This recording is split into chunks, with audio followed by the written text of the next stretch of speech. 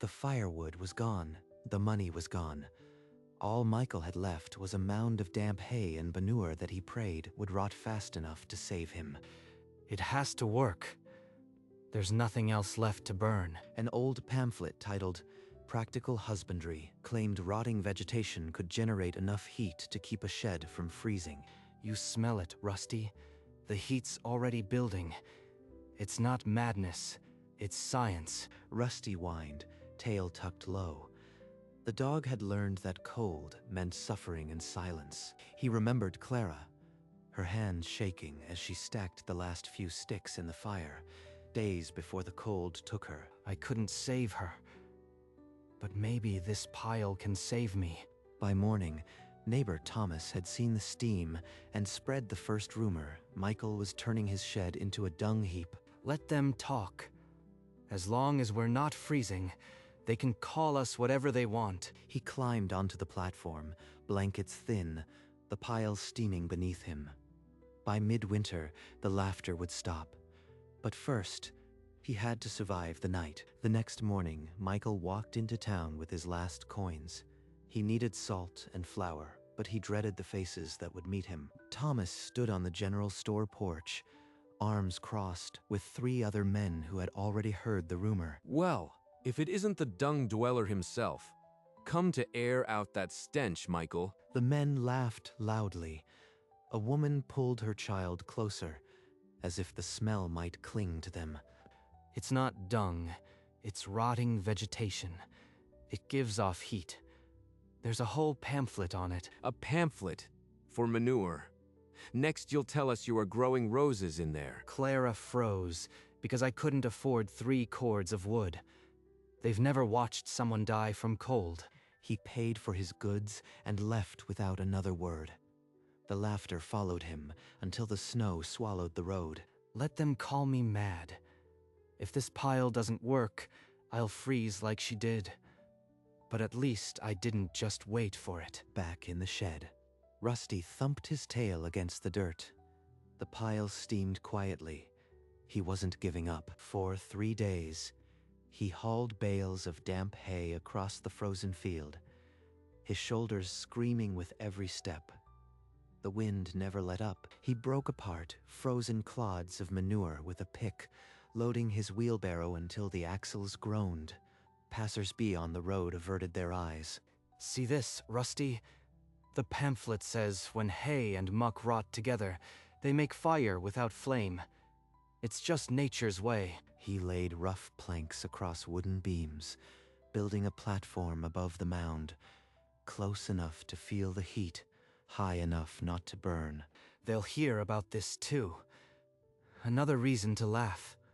But if I am warm, I don't care. By dusk, his hands were raw and bleeding, his breath a thick fog in the cold air. But the pile was nearly finished. He stuck the old thermometer deep into the mound. The red line rose, just a few degrees above freezing, enough to keep a man alive.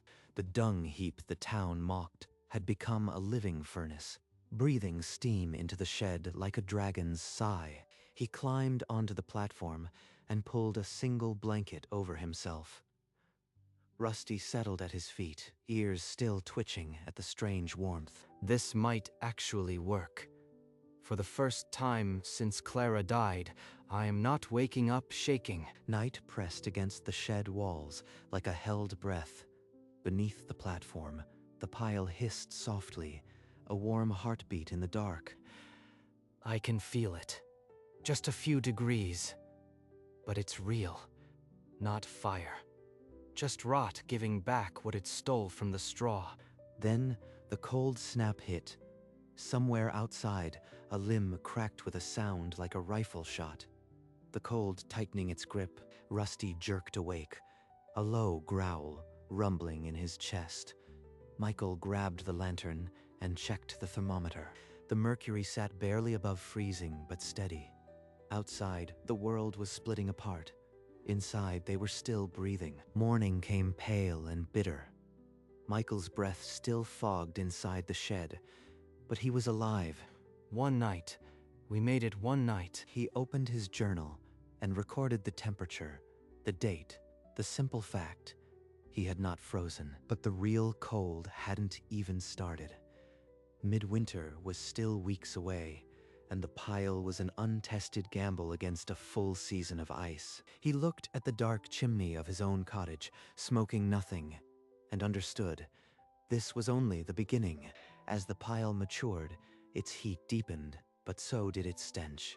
A sour, earthy reek drifted across the snow until even the downwind houses caught it. A farmer's wife complained that her milk soured early.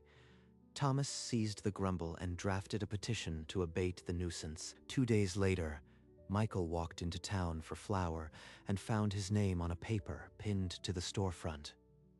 20 signatures, all demanding he tear the pile out. You've fouled the air long enough, dung dweller. By week's end, that heap goes or the county will do it for you. Read this. It's not witchcraft, it's husbandry. The heat comes from decomposition, not the devil. Stuff your science. I've lived 60 winters without sleeping on rot. The torn diagram drifted into the snow at Michael's feet. A dozen townsfolk watched in silence, no one stepping forward. Clara would have read it. She'd have believed me. He trudged home through the snow, the petition paper burning a hole in his pocket. The pile was his life now, and they wanted it dead. That night, the pile steamed as though nothing had changed. But Michael sat beside it, knowing the real cold was only beginning. 2 nights later, a cold wave hit. The shed walls groaned, and inside, the pile's steam began to thin. It's dropping. The pile's too dry. It needs more moisture and a good turning, or it'll die on us. He broke open a frozen barrel and hauled buckets. Then he tore into the pile, mixing in fresh manure until his shoulders screamed. Not tonight. You hear me? This heap is all we've got, and it won't fail tonight. By 3, his arms were lead, fingers numb. But the pile billowed steam, and the thermometer needle crawled upward. He collapsed against the platform, his body finally giving out. Rusty whined and pressed against his chest. In his sleep, he dreamed of Clara. Her voice, clear as a stream, "Keep going, Michael. It's not your time yet." He woke to the dog licking his hand. The pile steamed strong, and the shed felt almost warm. He was alive. Still here, Rusty. We're still here. The pile held. For now. But his body was wrecked. He'd used everything to keep the dung heap breathing, and winter was far from over. The fever came without warning, a fire in his blood that left him shivering on the platform, too weak to lift a hand. Clara. I tried. The fire wouldn't stay lit. I couldn't keep you warm. Rusty pressed himself against Michael's side, the dog's own warmth added to the piles, his constant whine filling the dark shed. In the fever dreams, Michael saw their old cottage, the hearth cold, Clara's hand limp in his, the window glazed with frost. I sold the horse, the plow. Still, the fire went out, and you went with it. The dog, frantic, nosed into Michael's coat and dragged out a strip of dried meat, laying it on his master's chest. On the 3rd morning, the fever broke like ice in spring. Michael opened his eyes to Rusty's whimper and the steady, familiar steam of the pile. Not yet. Not yet. The pile held. I am still here. He sat up slowly, his body a hollow shell. Outside, the petition still waited, and he was in no shape to face the town's demands. But the dung heap breathed on, a silent, rotting sentinel that asked no permission and offered no apologies, only warmth. He dragged himself to town the next day, still hollowed out, needing medicine to keep the infection at bay. Outside the store, a thin man and a small girl huddled against the wall, her cough wet and ragged. Michael learned their shack had burned a week ago. They slept in a broken shed with no fire and nothing to sell. I've got a place that's warm. Real warmth from a pile. You can stay until you are on your feet. Warm from dung. I won't bring my daughter into that filth. You are mad, Michael. The whole town knows it. The little girl's eyes were huge, full of cold and hunger, but she shrank back against her father's leg. Michael turned away, the rejection hitting harder than any cold snap. He'd wanted to save someone this time. I couldn't save Clara. Now, I couldn't save a child right in front of me. What's the pile even for? He made it home and sank onto the crate, Rusty pushing his nose into Michael's hand, tail still, ears flat. The pile steamed quietly behind him, warm and indifferent, offering life to a man who could no longer offer it to anyone else.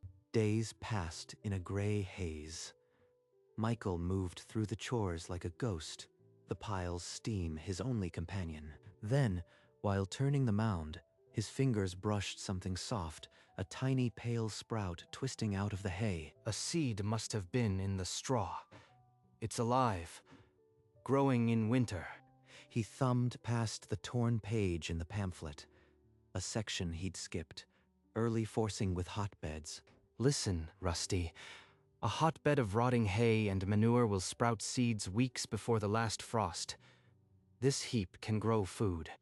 He found old turnip seeds, their packet brittle as ash, and pressed them into the warm compost, covering them gently. Every morning he checked. On the 5th day, a pale thread broke through. By the 7th, small leaves unfurled. Clara's garden. She'd say life finds a way. Maybe I have something to give after all. He looked at the sprouts and saw not just food, but a reason. The dung heap had become a cradle. For the first time since her death, Michael smiled, not at survival, but at the stubborn, impossible green. For days he tended the seedlings, his only confidant the dog, the pile's fog his camouflage. If these sprouts can grow in rotting waste, maybe I can still offer something besides shame. Then talk in town turned bleak. Samuel's girl was coughing blood. She wouldn't last the week without real warmth. Michael stood in the steamy shed, the pamphlet's words ringing. A hotbed forces life, and made a choice. She's just a child. I have to try again, even if he spits in my face. He harvested the greenest leaves, their stems still trembling from the warmth, and wrapped them in a kerchief. This time, we bring proof, not words. Real food. He looked at the platform, the blankets, the pile's steady breath, then pulled on his coat. The cold outside was brutal, but the bundle in his coat held more than leaves.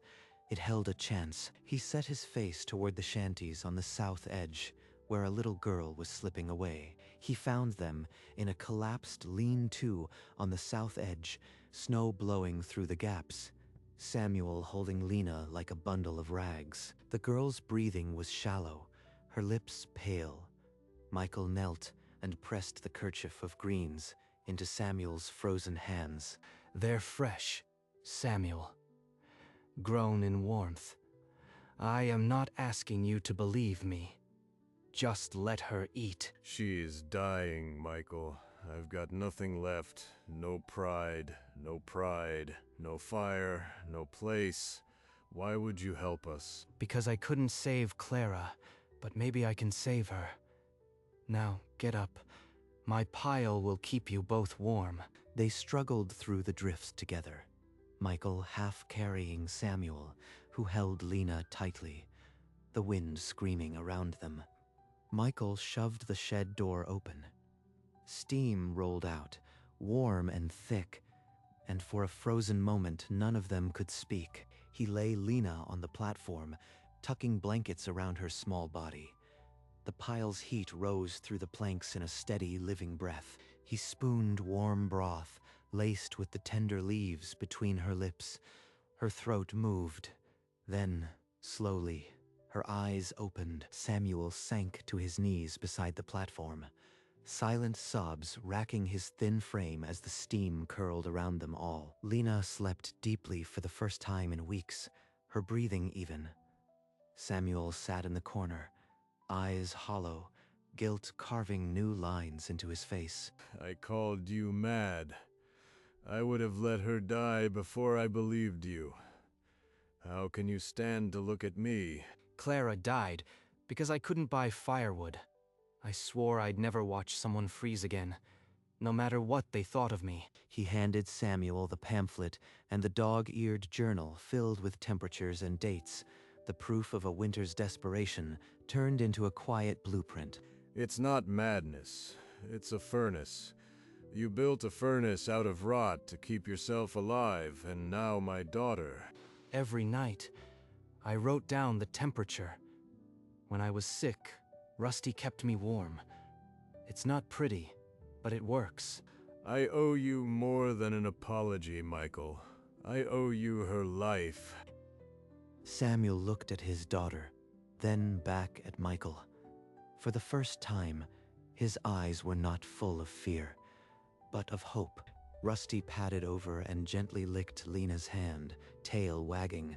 The dog, too, seemed to know the fragile truce was now a family. Outside, the winter raged on, but inside the shed, the pile steamed steadily, a silent heartbeat beneath them all.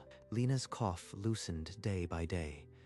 Her cheeks, once pale as ash, bloomed with fragile color. So the straw goes on top, then the muck. I never thought rot had rules. It's like a recipe. The heat feeds on moisture. Turn it regular, and it'll cook for months. He showed Samuel how to press seeds into the warm compost, their hands working together in the soft, dark soil. Lena's laughter returned, thin but real, a sound Michael had not heard in any home since Clara. But outside, Thomas had grown suspicious. The shed's missing smoke, the faint smell of rot. It curdled his mind. One night, he crept through the snow and pressed his ear to the wood. Through a thin crack, he saw it all. The steaming mound, the green shoots, the man he'd shunned, and a family warm and alive. Thomas's face twisted, not with wonder, but with fury. He saw witchcraft, defiance, a threat to his standing. He pulled back and slid into the dark, his breath a cold fury. He would gather the town. They would tear this down. Inside, the pile steamed on, a quiet sentinel. No one noticed the footsteps filling with snow. Inside, they shared a meal of broth and fresh greens, the pile's heat cocooning them from the storm. Lena laughed, a thin but real sound.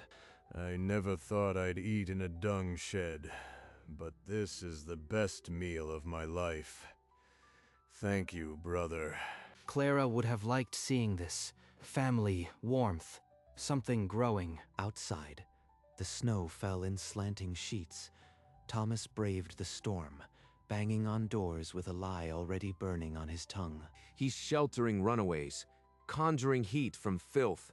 If we don't stop him, the whole valley will be cursed by spring. Men grabbed lanterns and clubs, their fear older than any science, their anger easy to kindle in the dark. We end this tonight.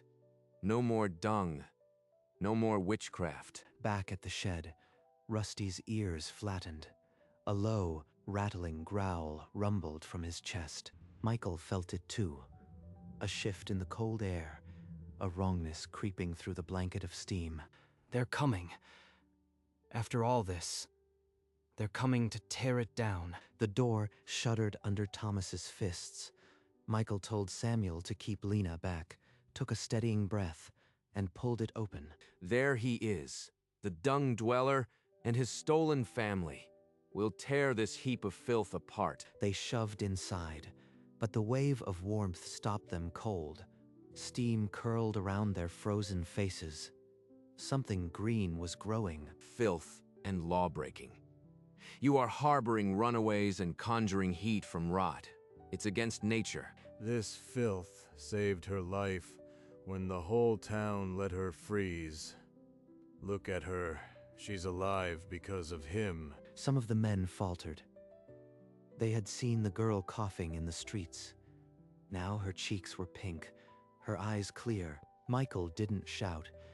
He reached for the worn pamphlet on the crate and opened it to the diagram page. A hotbed of well-rotted hay and manure will maintain a steady temperature of 60 degrees for 3 months. That's not sorcery, that's husbandry. Men leaned in to look at the page, then at the steaming pile.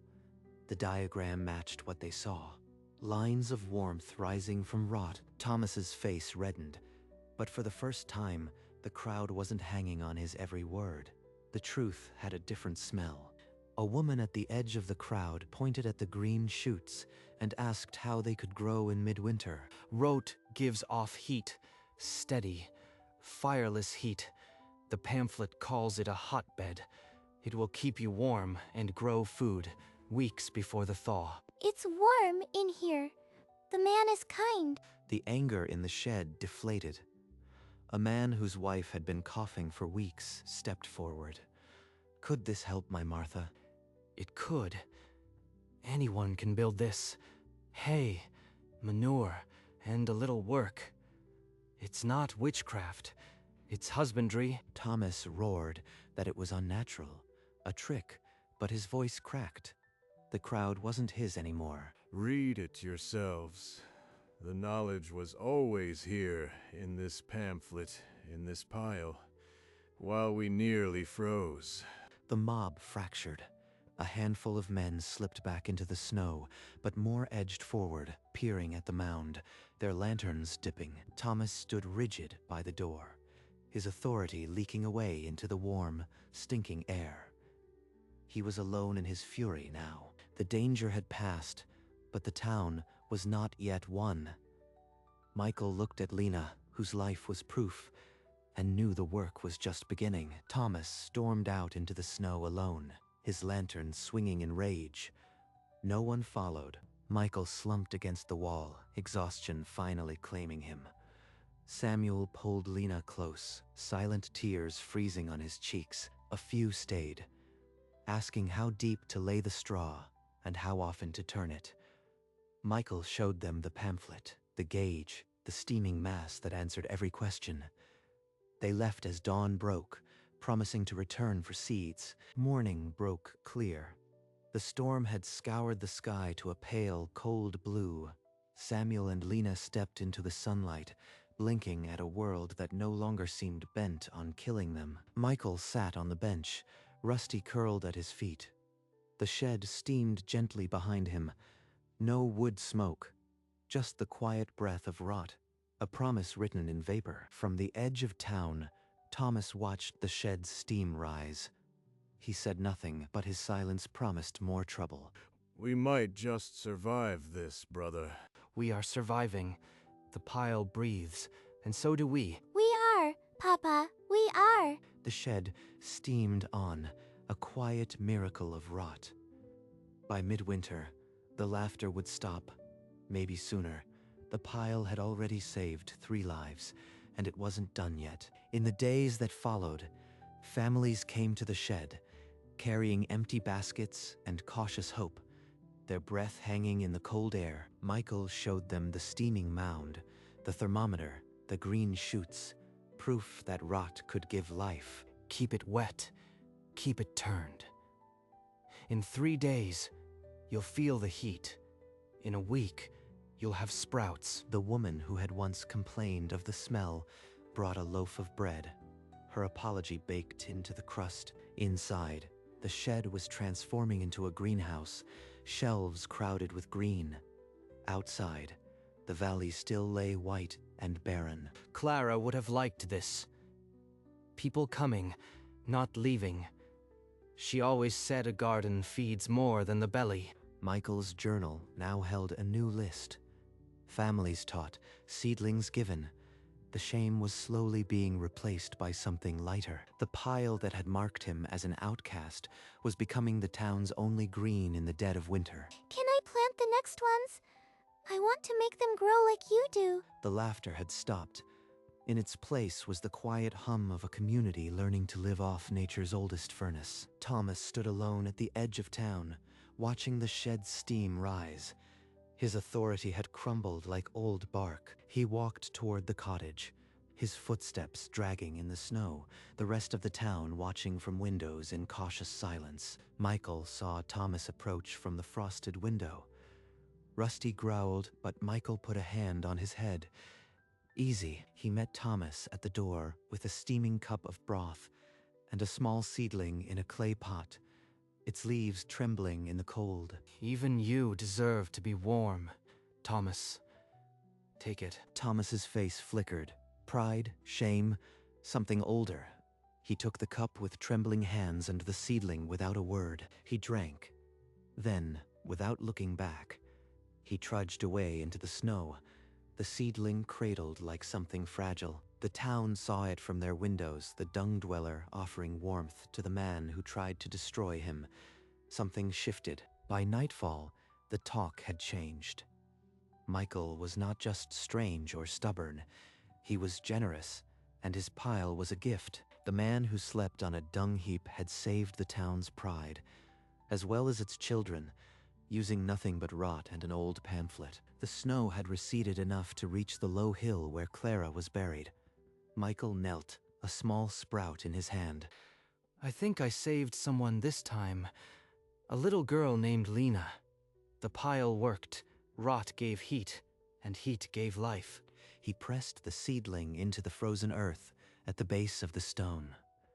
I hope you are proud. He returned to the shed, where steam and laughter drifted through the door. Samuel stirred a pot, while Lena dropped seeds into a row. Michael, we saved you some broth. Clara would have liked this kitchen.